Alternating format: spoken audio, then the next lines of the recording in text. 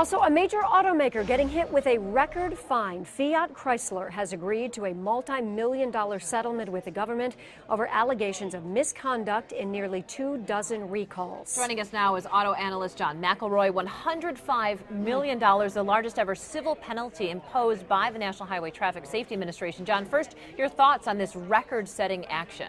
Well, clearly the government, NHTSA in this case, is sending a clear message. It's not going to let car companies drag their heels anymore getting around to a recall. It's going to slap them with really big fines. $105 million has caught everyone's attention in the auto industry. Yeah, you're not kidding. One part of this whole thing, the automaker is being forced to buy back 500,000 Ram pickup trucks. Talk about how you think that's going to work out and what that's going to do for Fiat Chrysler's bottom line. Well, it's not going to help the bottom line whatsoever. I think the actual number of trucks it will end up buying back will be more like 200,000, but even so, they've got to buy them back. They have to pay the owners even more than what they'd be able to get selling them on their own in the marketplace. They're going to have to fix them and try them to sell them again.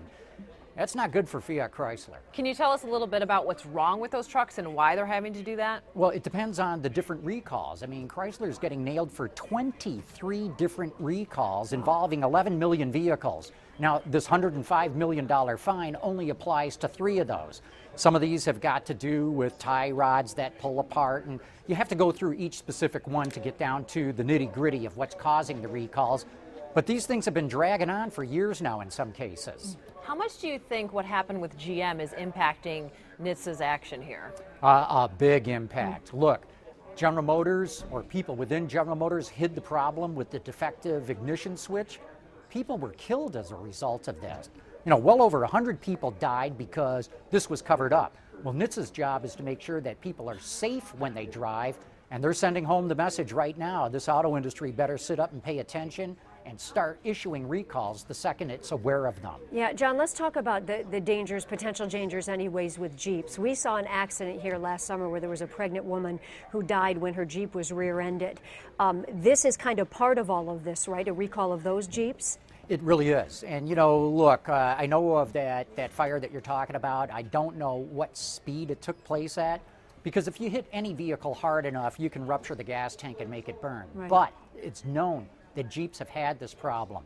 Up to now, what Fiat Chrysler has been doing is putting a trailer hitch on, trying to give some sort of a, more structure to help protect it in that kind of an accident.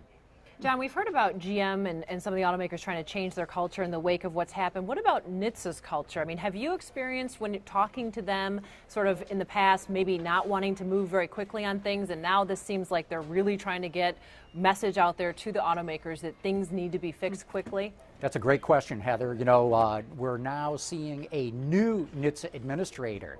You know, they've gone through a couple of them. I think that there's a recognition even within the White House, the Obama White House, that something better be done. They've got this new guy in named Mark Rosekind, and, you know, he's got a list and he's checking it twice, and he's making sure that car companies are very well aware that they now face big fines and that NHTSA's not going to let these things slide. So I think to answer your question, yeah, I think we are seeing a culture change at NHTSA itself. It's a tough balancing act, isn't it? Because you may be aware of some problem, but how do you know if it's too soon to issue a recall? And will automakers feel tremendous pressure that that's the way they need to go? Joanne, excellent question there, because look, you know, as an automaker, if you discover that something's wrong, you need to get the word out, but you also want to have all the replacement parts in place. Right. You don't want to have people saying, oh, I got to have my car recalled. They show up at the dealership and nobody can fix it.